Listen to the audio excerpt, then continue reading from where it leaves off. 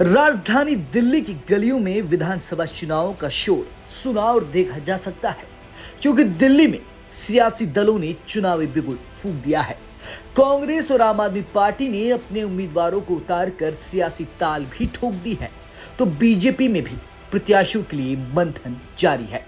कांग्रेस ने जहां अभी 21 सीटों पर उम्मीदवार उतारे हैं, तो वहीं आपने सभी 70 सीटों के लिए अपने दावेदार तय कर लिए हैं और उनकी घोषणा भी हो चुकी है।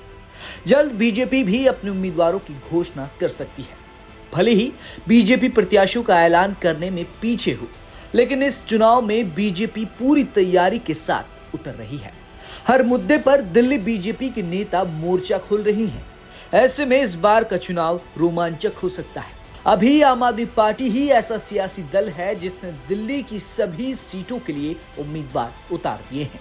2025 विधानसभा चुनाव के लिए आपने अपनी तैयारियों को चरम पर पहुंचाते हुए 70 सीटों पर उम्मीदवार उतार दिए हैं। इस बार 20 विधायकों का टिकट काटा गया है। इस चुनाव में कुछ ऐसे भी प्रत्याशी आपके लिए मैदान में होंगे जो पिछले चुनाव तक आपके खिलाफ लड़ते आए हैं। वहीं आप द्वारा जारी उम्मीदवारों की लिस्ट में 10 महिला प्रत्याशियों को टिकट दिया गया है। आप जानते ही हैं कि दिल्ली की मुख्यमंत्री भी महिला है। इस रिपोर्ट में जानेंगे कि केजरीवाल ने कितनी महिला उम्मीदवारों को टिकट दिया है। सबसे पहले बात कालकाजी विधानसभा की करते हैं, जहां से सीएम आतिशी ने 2020 में चुनाव लड़ा था और उन्हें 55,897 वोट मिले थे और उन्होंने जीत दर्ज की थी, जिसके बाद उन्हें केजरीवाल सरकार में मंत्री पद संभालने का मौका मिला।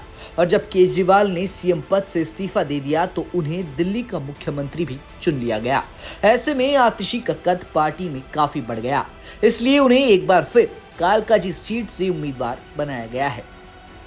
इस बार मादीपुर सीट से गिरीश सोनी का टिकट काटकर राखी बिड़ला को मैदान में उतारा गया है। बता दें कि राखी बिड़ला अभी तक मंगोलपुरी विधानसभा से चुनाव लड़ती आई है, लेकिन इस बार उनका टिकट बदला गया है।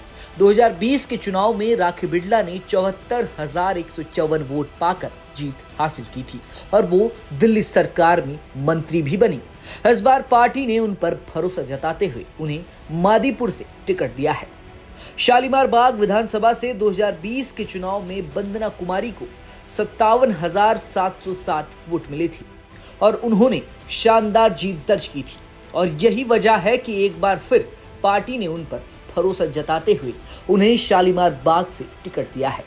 2020 में हुए विधानसभा चुनाव में आपके टिकट पर राजौरी गार्डन से धनवती चंदेला ने चुनाव लड़ा था। उन्हें 62,212 वोट मिले और उनकी जीत हुई। आगामी चुनाव में पार्टी के आला कमान ने धनवती चंदेला को ही राजौरी गार्डन से मैदान में उतारा है। हरिनगर विधानसभा से 2020 में आप से राजकुमारी ढिल्लन ने चुनाव लड़ा था।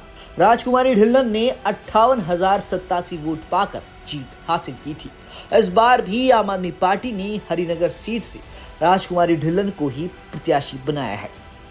2020 में आपके टिकट पर आर.के. पुरम विधानसभा से प्रमिला टोकस ने चुनाव लड़ा था। उन्हें 47,208 वोट मिले और उनकी जीत हुई थी। आगामी चुनाव में पार्टी ने एक बार फिर प्रमिला टोकस पर भरोसा जताया है और उन्हें आर.के. पुरम सीट से दावेदार बनाया है। श्रीनगर विधानसभा से आपने 2020 में प्रीति तोमर पर भरोसा जताया था और प्रीति तोमर ने भी पार्टी को निराश नहीं किया। प्रीति तोमर को 58,504 वोट मिले और उन्होंने जीत दर्ज की। इस बार पार्टी ने फिर से उन्हें श्रीनगर सीट से पार्टी का प्रत्याशी बनाया है। रोहतास नगर विधानसभा से 2020 में आपने सरिता सिंह को चुनाव लड़वाया था। सरिता सिंह को 60,632 वोट मिले थे, लेकिन वो हार गई थी। मगर पार्टी का भरोसा अभी भी उन पर कायम है, इसलिए केजरीवाल ने उन्हें फिर से रोहतास नगर से आपका प्रत्याशी बनाया है। 2020 में त्रिलोकपुरी विधानसभा से रोहित सिंह मेहरोलिया ने आपके टिकट पर चुनाव लड़ा और जीत भी गए, लेकिन इस बार पार्टी ने मेहरोलिया का टिकट काटकर अंजना पर्चा को मैदान में उतारा है। बता दें कि अंजना पर्चा पहली बार विधानसभा का चुनाव लड़ने जा रही है। उत्तम नगर विधानसभा से 2020 में आपसे नरेश बालियान ने चुनाव लड़ा। नरेश बालियान को 99,622 वोट मिले थे और उन्होंने 19,759 वोटों से जीत दर्ज की थी। इस वक्त नरेश बालियान गैंगस्टर से संबंधों के आरोप में जेल में बंद हैं। इसलिए उनका टिकट काट कर पार्टी ने उत्तम नगर सीट से उनकी पत्नी पूजा बालियान को टिकट दिया है। कुल मिलाकर इस बार 10 महिला उम्मीदवार आपके लिए मैदान में होंगी। तो इस बार केजरीवाल ने 10 महिलाओं को टिकट दिया है, जबकि 2020 के चुनाव में 9 महिलाओं ने आप से विधानसभा का चुनाव लड़ा था, जिनमें से 8 महिला प्रत्याशियों ने जीत दर्ज की थी। आपको बता दें कि पहली बार आम आदमी पार्टी विधानसभा चुनाव में 10 महिला उम्मीदवारों को उतारने जा रही है। इस बार महिला प्रत्याशियों की संख्या बढ़ी है। केजरीवाल ने आगामी विधानसभा चुनाव को लेकर 70 सीटों पर प्रत्याशी उतार दिए हैं और हर उम्मीदवार अपने विधानसभा में काम पर जुट गया है। दूसरी ओर कांग्रेस भी अपने बाकी प्रत्याशियों की घोषणा जल्द कर सकती है। बीजेपी ने अभी किसी भी सीट पर प्रत्याशियों का ऐलान नहीं किया है। अगर पिछले 2 विधानसभा चुनाव की बात की जाए तो दिल्ली में आम आदमी पार्टी ने जबरदस्त प्रदर्शन किया है। देखना है कि क्या केजरीवाल की आप इस चुनाव में अपना जलवा बरकरार रख पाती है या नहीं। ब्यूरो रिपोर्ट, दिल्ली तक।